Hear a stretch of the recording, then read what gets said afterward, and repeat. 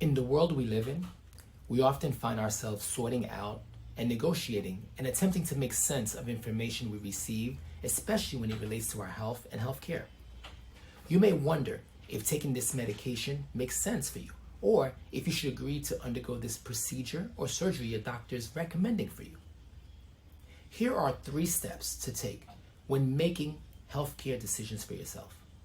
Number 1, rely on the valuable amount of information or historical information and research that has already been done on that particular disease or treatment that you're considering. Because look, if this approach or treatment has been around for decades, then the chances are it will be around for another decade. Number 2, know the risks and benefits of every treatment plan, especially for new ones, especially the ones that you have no clue about, all right? Number 3, you need to know your own personal risks and benefits. Talking to your doctor or providers will help you get to that. These 3 steps are paramount before choosing, before selecting, or even deciding on what to do with your health and health care. Let's talk about Pap smears.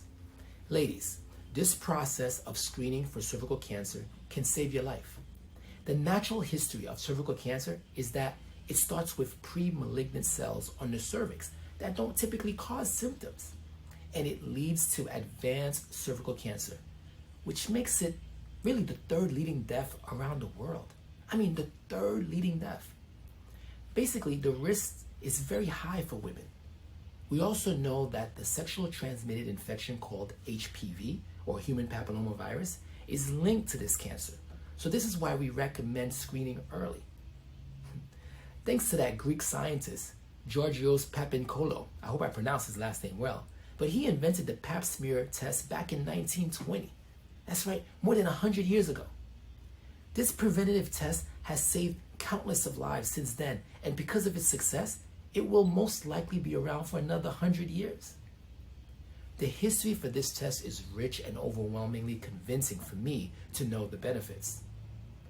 Knowing your personal risk and benefits to this test is obvious.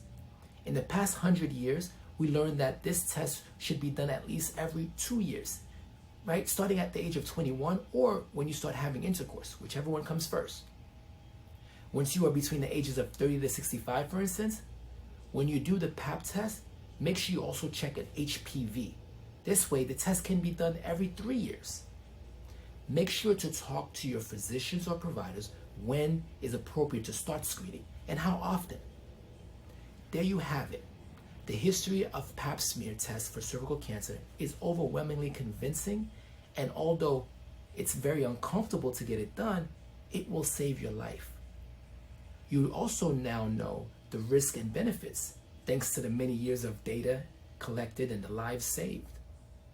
Finally, you know that speaking to your physician or provider about how frequent to test is what's going to let you know your own personal risks and benefits to getting a Pap smear test.